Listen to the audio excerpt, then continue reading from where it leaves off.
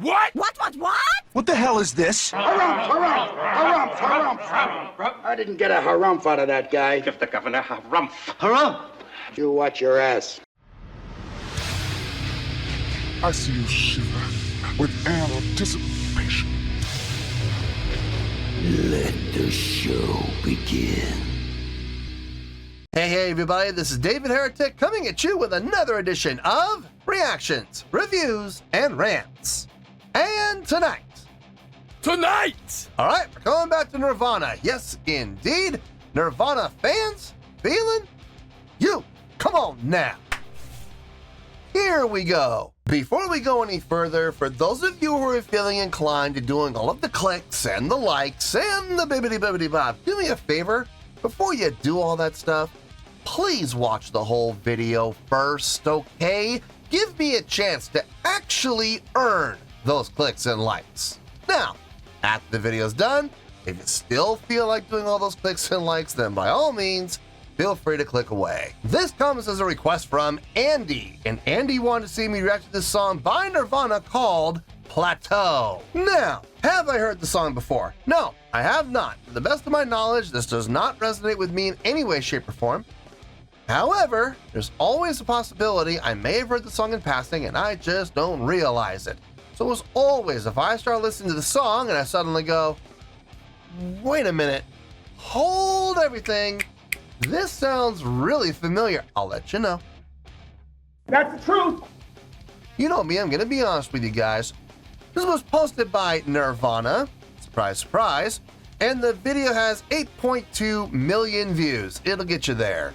Other than that, there's really nothing else left to say. Link to the original video will be down below in the video description for your viewing pleasure at your leisure. Let's get started. What do you say? Are you ready? Are you ready? Because here we go. All right, here we go. Nirvana, Plateau, live on MTV Unplugged, 1993, unedited. Okay, I've had some issues in the past with this show. One of the reactions I did was from this show, and that reaction is still blocked to this day. So, yeah, I don't know. We'll have to wait. MTV is the thing is, it's not even really MTV's fault. It's Viacom. They're the ones who own MTV, and Viacom's very protective of their intellectual property. So. I don't know. We'll have to wait and see how this goes, and we'll have to just hope for the best. All right, let's do this. All right, boy, let's do this.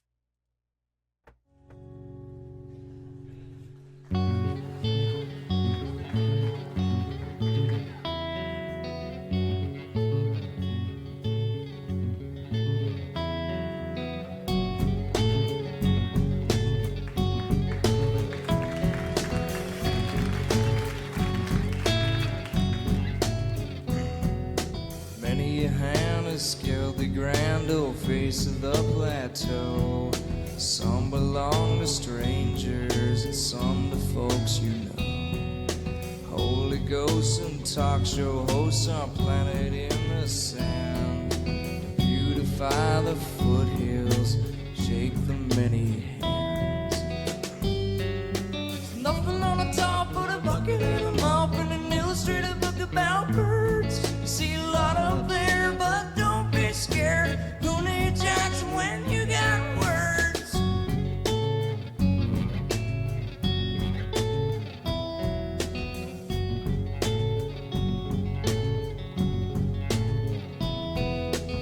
Fish with a mop, then you can't stop and look at what you've done. Plateau's clean, no dirt to be seen, and the work, it was fun. There's nothing on the top but a bucket and a mop and an illustrated book about birds. See a lot up there, but don't be scared. Who needs action when you got words?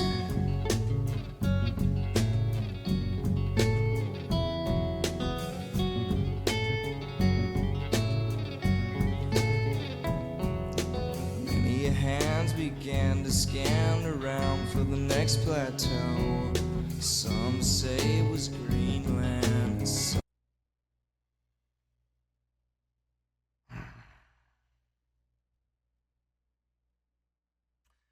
I try to be as complimentary as I can be on the channel. I try to be as positive as I can. I try to be as nurturing as I can. I try to be as understanding as I can on the channel. Having said that, though, there are just certain things that I kind of wipe my hands of at that point, and I say, you know what? There's a time and a place for politics. There is a time and a place for politeness. There is a time and a place for understanding. There is a time and a place for sensitivity. And then there are times and places where those things have just kind of go out the window. I've got a bad feeling about this. Ladies and gentlemen, this is one of those times. So if you're a Nirvana fan, brace yourself. This is awful. This is horrible. It sounds unprepared. It sounds unrehearsed. It sounds like something they really put together like the day before and said, we're going to do this. Now, look, I know the story behind the Nirvana MTV Unplugged debacle. Let's call it what it is. It is a debacle. From a production standpoint, from a television studio standpoint, this show was a debacle. Now, it ended up being one of the highlights of Nirvana's career, not because of what they played, but more importantly, it was their approach to the entire thing. Basically giving the middle finger to MTV the entire show. MTV hands them a list of songs that they asked them to play. Play your hits. And Nirvana said, no, we don't want to play our hits. We want to play some of the more obscure songs that we have. And MTV's, it became this big battle, and basically Nirvana went out there and they played a bunch of covers along with a bunch of songs that no one's ever heard of. So I get it. I absolutely get it. Rebellion, yay, cool, wonderful. But if you're going to do that, you're going to put yourself at risk of having this happen, where you literally put a song together with a day or two tops of preparation. Now, with a song this simple, do you really need a lot of preparation? No, you really don't. You could rehearse this. Seriously, they could get together, 2 hours before the show, throw a set list together, which from what I understand from a number of people is pretty much what happened. It was more like 4 hours. But even that the case, this sounds unprepared.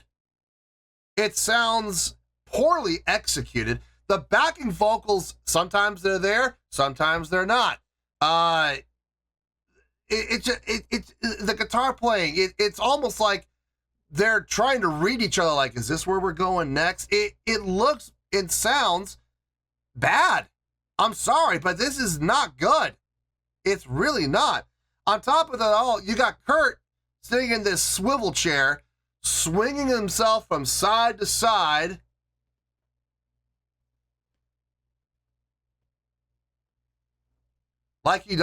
Looking like he doesn't care. I know he doesn't care. I know he's upset with the circumstances. I know he's not happy. I understand that. But when you're on stage, in front of the crowd, in front of a televised audience, I'm sorry, I don't like cursing. I really don't. But in this situation, I'm going to curse. Look like you give a He doesn't. I'm sorry. I find that as an audience member, as a viewer, whether I paid for the show or I'm sitting at home watching on television, I find that insulting when you have a performer sitting around in a chair like he's waiting to talk to the principal because he got in trouble when he was in 3rd grade, and he's swiveling himself around like this because he's depressed or whatever. He's not happy. I got in trouble. I'm going to have a letter sent home to my parents, and I don't want to do that. Yeah, that's what it looks like. I'm sorry. I find that insulting. I really do. I'm very turned off by this entire performance. I really am.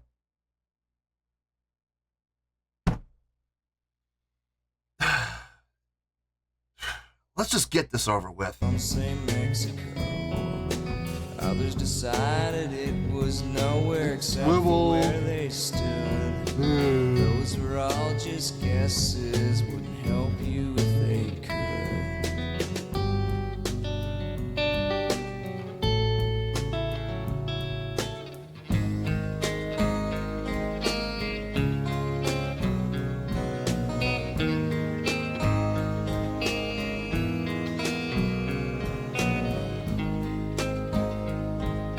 Sloppy playing.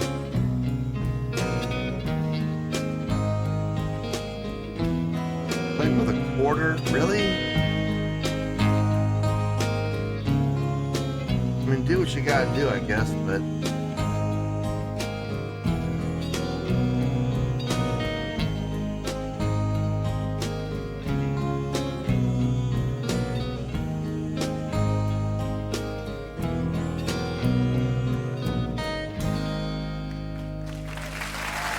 And people applaud this. Why?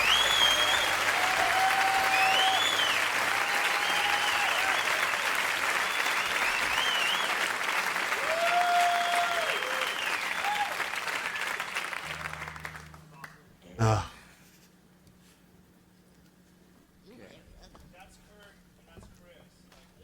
No, that I'm good. That's I'm thing one. That's thing two.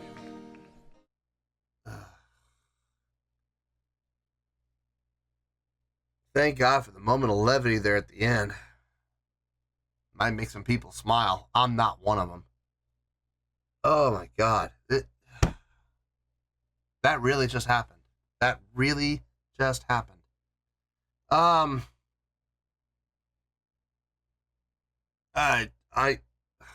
honestly, folks, I'm at a little bit of a loss for words.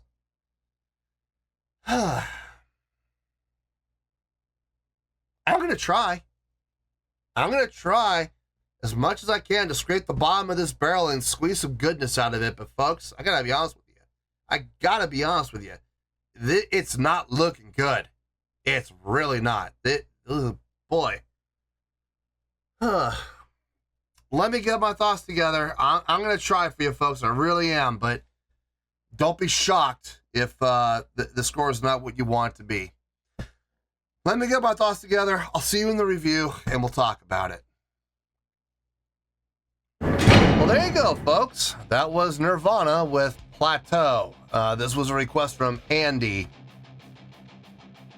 Let's just rip off the Band-Aid. Let's get this over with. On a scale of 1 to 10, it's bad, but it's not as bad as everybody might think. We're not down in the zeros. I'm going to give that a 3.6. Yeah, 3.6. Look, I don't take any pleasure in giving low scores, okay? I really don't. But when the score is deserved, when it deserves a low score, you better believe I'm going to give it, and I'm going to give it without hesitation. So yeah, 3.6. That's exactly the score I feel this deserves. Let me tell you why. Why? Okay, first things first, a 3.6. What does that mean? Well, a 3.6 would translate to a pretty bad scale rating. So, yeah, I think overall this was a pretty bad presentation. It would get 2 out of 5 stars and a D+ letter grade. Yeah, a D. D as in dog. D+. So there you go, a 3.6, pretty bad scale rating, 2 out of 5 stars and a D+ letter grade. Now, how did I come up with that score? So glad you asked. I understand the story behind this entire show. I understand. It's been explained to me several times. Now, everybody has their own little version of the story. The basic gist that I've gotten is this. Nirvana wanted to come on. Okay, MTV invites Nirvana to come on their acoustic show, MTV Unplugged. Nirvana agrees, and they say that they want to do a bunch of songs that they were a little more obscure. They're Nirvana songs. In particular, they wanted to do Rate Me. That seems to be the biggest point of contention, was that one song. And MTV said, absolutely not. We can't have you singing that song on the station. The lyrics are just too, it's too much for us, whatever. Here's what we'd rather have you play instead. They hand them a list of like basically their best songs. And Nirvana's like, well, we play these songs all the time. This is a special show. This is a different show. We like to do some different things. And they basically got into it. And Nirvana basically decided to pull the old switcheroo on MTV and did a bunch of covers. Now, I applaud Nirvana for doing that. I do. I absolutely applaud and respect Nirvana for staking it to MTV, because quite frankly, I'm sick and tired of these television stations telling bands what they can and can't do. If you don't want the band to come out and do Rate Me, then don't have them on the show. It's real simple. They don't want to do it, they want to do it and you don't want them to do it, then tell them no. And if you do, we're not going to air it. We're just not. Now, the funny thing is, this debacle, by the television studio standards, this debacle turned into one of the it's been argued that this was the best unplugged show MTV ever put on. Maybe as far as ratings go, because at the time, Nirvana was the biggest band in music at the time. And maybe just based on viewership, that's why they're basing their success of this particular show on.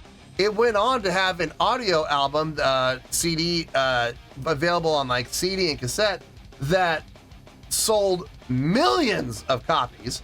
And again, success out of a debacle. They made lemonade out of lemons. Congratulations, they did. But more importantly, though, I still applaud Nirvana to this day for putting their foot down and saying, you know what? Fine, you won't let us do that, then we're going to do what we want to do, and we're going to do these songs. Personally, I think they should have just done Rate Me and had MTV deal with it. Watch, it ends up being one of the biggest videos requested that MTV ever had. That would have been something. That would have been great. Talk about really sticking it to MTV at that point.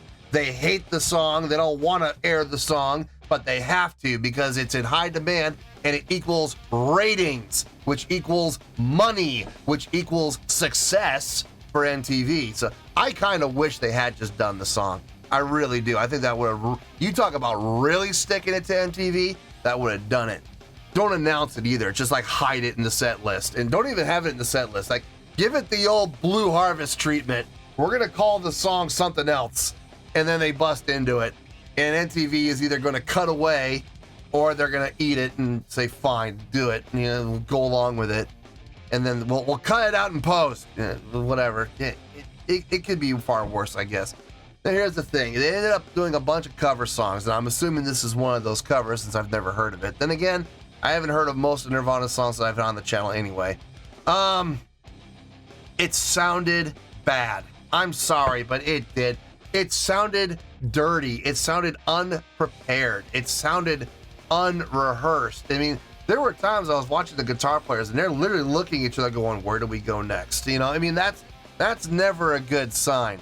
The guitar playing at times was dirty, very dirty. Shout out to Chris, or Christ, Christ. Christ. And it's not Christ. I think it's Christ. And shout out to Dave, and they did a great job of keeping it together, boy. They single-handedly kept that song together. The backing vocals, oh my God, the backing vocals were an atrocity. Talk about sounding unprepared. Whenever the backing vocals would come in, it was very hesitant. Like, is this where I'm supposed to be? Is this where I'm supposed to come in? I think so. Okay, okay, we're here now. Yeah, we're here now. We're good. And it just, every time he would come in with the backing vocals, it was unsure. It sounded unsure. It sounded unready. And it's like, not unprepared because they knew the words, but is this, do I come in on this measure or do I come in on the next measure? I don't know. I think it's this measure. That's how it felt. That's how it sounded. And I'm sorry. That sounds bad. Kurt Cobain on this, vocally, sounded okay. I mean, he's not the greatest performance I've ever heard from him, but it sounded all right. But his body language, you could just tell he was not happy. You could tell he didn't want to be there. The whole swiveling around in a chair, like he's sitting in the principal's office waiting to be shown in to see the principal. He's like sitting outside the door in a swivel chair, dreading what's coming. I don't want to be here. It's obvious you don't want to be here. Look at your body language. My goodness. And you're doing this in not just in front of a live audience, but you're doing this on television, on a televised performance. You're gonna look like that? Are you kidding me? You're gonna look like you don't want to be there? Oh, wait, you serious? Let me laugh even harder. What kind of message does that send to your audience? What kind of message does that send to your fans? I'm sorry. That is a terrible message. I can't get behind that. I'm sorry. I know he was going through some stuff. I get it. He just had this big blow up argument with MTV. And I've heard both sides of the story on this one. The record label, I've heard half the people say the record label tried to defend Nirvana, and at the end they just couldn't do it, and they told Nirvana, look, just go along with this. And then I've heard other sides of the story where the record label didn't side with Nirvana. They sided with MTV and said, you need the exposure, suck it up and do it. I've heard both.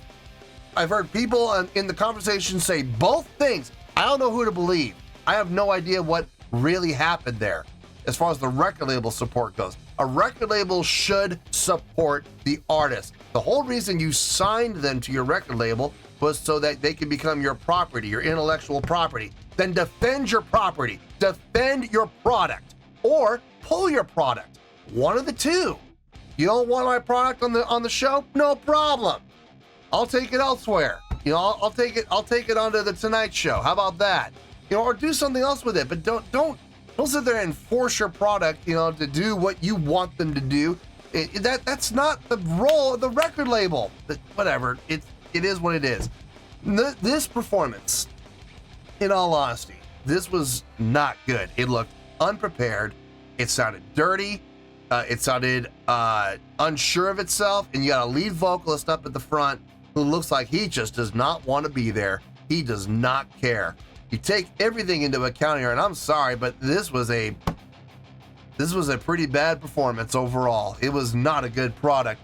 Like I said, the only real saving graces here was Chris, on the bass, doing a fine job there, and Dave on the drums. I mean, they kept the song together, and they were able to help it limp across the finish line. But that's about it.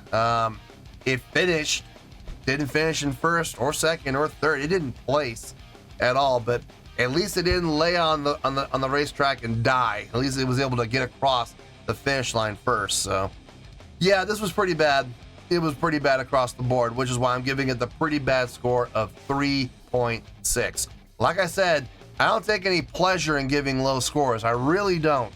But when the score is deserved, I'm gonna give it. So yeah, 3.6, that's where we're at, and that's where we're gonna stay. So let's wrap everything up here in a nice shiny bow, shall we? We got 3.6, which is a pretty bad scale rating, 2 out of 5 stars, and a D+ letter grade. Take your pick, I don't care, whichever one of those floats your boat. Final word, final score, I have spoken. Well, that's gonna do it for this edition of Reactions, Reviews, and Rants. Hope you all enjoyed the show. Hopefully I was able to entertain you. If I was able to put a smile on your face and brighten your day, then it did my job, and I'm so glad I could do it. If you guys feel like joining the fan base, go ahead and click on that button down there. If you guys want to like the video, go ahead and like the video. If you guys want to ring the bell, go ahead and ring the bell. It honestly doesn't make any difference at all to me, but if you guys feel like doing these things, well then by all means, feel free to do so. Well, that's going to do it for the night, folks. Thank you very much for watching, and as always, this is David Heretic signing off, reminding you to stay fabulous and support each other. Later. Peace.